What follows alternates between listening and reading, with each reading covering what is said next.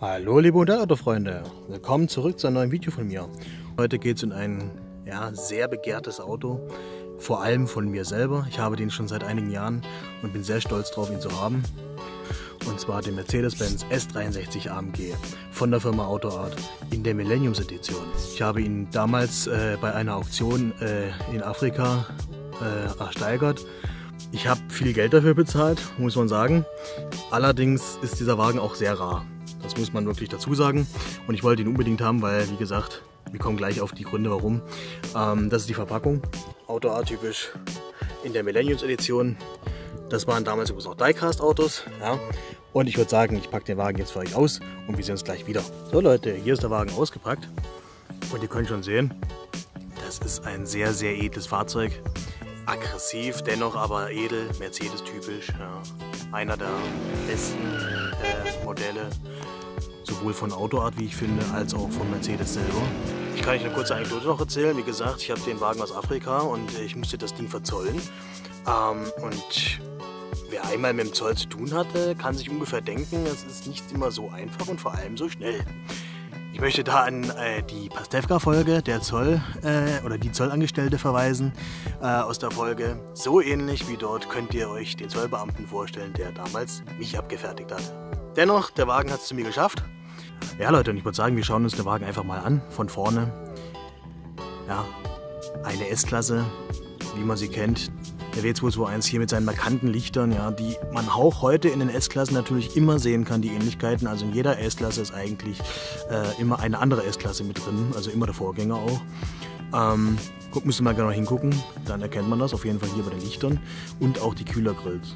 Hier der Stern natürlich darf nicht fehlen und wir haben unten natürlich noch den Nebelscheinwerfer. Riesengroße AMG Luftanlässe sind natürlich auch vorhanden. Und ich würde sagen, wir schauen uns mal diesen Motor an. Und das Ding ist natürlich ein gewaltiges Teil. Ja, ist natürlich ein AMG, 8-Zylinder-Motor, soweit ich weiß. Und natürlich ein Powergetriebe oder ein Powerhouse, sagen wir mal, der auf jeden Fall ganz oben in der Modell- oder Mobilgeschichte steht, meiner Meinung nach. Ist gut umgesetzt. Hier hinten kann man noch sehen, eine Batterie. Sind auf jeden Fall angedeutet bzw. gut umgesetzt worden. Hier der Wasserbehälter für die Scheiben. Also Wischwasser. Und ich würde sagen, wir schauen uns den Wagen mal von der Seite an. Auch hier kann man die elegante Form der S-Klasse sehen. Die extremst, sage ich mal, gut gelungenen Felgen. Passen auf jeden Fall sehr gut zu dieser S-Klasse, ja, also vor allem als AMG. Also mir gefallen die richtig gut. Und die Linienführung ist auch sehr edel.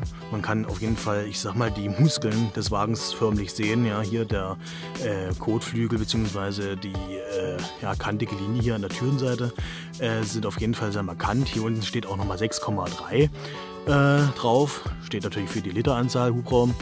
Und ich würde sagen, wir schauen uns jetzt mal das Heck an. Das, was jeden AMG ausmacht. Tada! S63 AMG mit den Flöten, sage ich mal, diese extremst präsenten Auspuffendrohre, die typisch sind für AMG, die natürlich einen bombastischen Sound machen. Wer schon mal so ein Teil gehört hat, weiß, wovon ich rede. Sehr gut gelungen, finde ich, sehr gut umgesetzt. Die Lichter passen auch wunderbar zum Modell selber. Hier kann man, wie gesagt, die Schriftzüge erkennen. S63 AMG. Prangt auch nochmal auf dem Nummernschild drauf. Der Mercedes-Stern ist da und natürlich die Umsetzung der Auspuffrohre. Und wir können sogar sehen, auf den Auspuffrohren ist AMG mit drauf. Kann man auf jeden Fall erkennen, so wie es im Original auch ist. Beifahrerseite ist natürlich auch wie auf der anderen Seite. Übrigens haben wir noch ein Schiebedach, das wollte ich noch erwähnen. Ja, hier. klasse aus, gut gemacht auf jeden Fall. Und ich würde sagen, wir gucken jetzt in den Wagen herein. Achso, bevor wir hier vorne reingucken, habe ich natürlich noch den Kofferraum vergessen. Den kann man natürlich auch öffnen. Ja, hier ausgekleidet mit Teppichimitat. Gut, passt soweit. Schauen wir uns aber wirklich jetzt den Innenraum an. Und wir können sehen, es ist verdammt edel gemacht, das ganze Interieur. Es gibt eine extreme Besonderheit bei dem Wagen, und zwar der hat Echtledersitze. Ja. Das ist auf jeden Fall was Besonderes. Kenne ich nur bis jetzt so aus dem Maybach 62. Ja. Der hatte auch sowas. Link natürlich in der Beschreibung oder hier im i. Den habe ich nämlich auch schon vorgestellt. Aber dennoch, selbst wenn sie jetzt nicht Echtleder wäre, würden sie sehr gut aussehen. Teppichimitat, ja, haben wir natürlich auch im Fußboden. Die Fahrerseite sieht echt sehr schick aus. Die Tür, ja, sehr detailliert gearbeitet, gefällt mir wirklich gut. Die Kombination ist natürlich Todeskombi, schwarz-helle Ausstattung, das Schiebedach, wo ganz viel Licht noch mit reinkommt. Ja.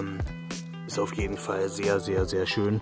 Auch hinten gut umgesetzt, detailliert. Ja, hier wurde an alles gedacht, meiner Meinung nach. Schauen wir uns mal die Beifahrerseite nochmal an. Hier auch kann man sich nicht beklagen. Das relativ schöne Armaturenbrett, wirklich sehr edel, wie ich finde. In der Mitte den Joystick und der Armablage, die Gurte kann man ja auch erkennen. Das ist wirklich sehr, sehr schick. Also mir gefällt der Wagen außerordentlich gut. Also ich würde ihn auf keinen Fall eintauschen. Das ist wirklich ein fantastisches Modell. Ich habe auch den CL63 vorgestellt, ebenfalls von AutoArt. Link dazu natürlich auch in der Beschreibung und im i. Müsst ihr euch unbedingt angucken, meiner Meinung nach. Ja, also das sind auf jeden Fall einer meiner besten Pferde im Stall. Also da kann man nicht viel falsch machen. Wie gesagt, wenn ihr auch so einen Wagen wollt, ich wünsche euch viel Glück. Es ist verdammt schwer, einen zu bekommen und dann auch noch in einem perfekten Zustand. Meiner war fast neuwertig und da bin ich schon auf jeden Fall sehr stolz drauf. Was sagt ihr zu dem Fahrzeug? Ich bin gespannt auf eure Meinung. Wie gefällt euch die neue AutoArt-Linie mit den Composite-Modellen oder wollt ihr lieber diese ehemaligen Modelle weiterhin haben? Ich würde es auf jeden Fall so haben wollen, aber man kann ja nicht alles haben und vielleicht gibt es noch andere Alternativen. Mal schauen. Ich habe mir den auf jeden Fall gesichert damals. Bin sehr stolz drauf, habe ich ja tausendmal schon gesagt. Und natürlich gebt mir einen Daumen hoch, abonniert den Kanal für weitere Videos. Macht's gut, ciao!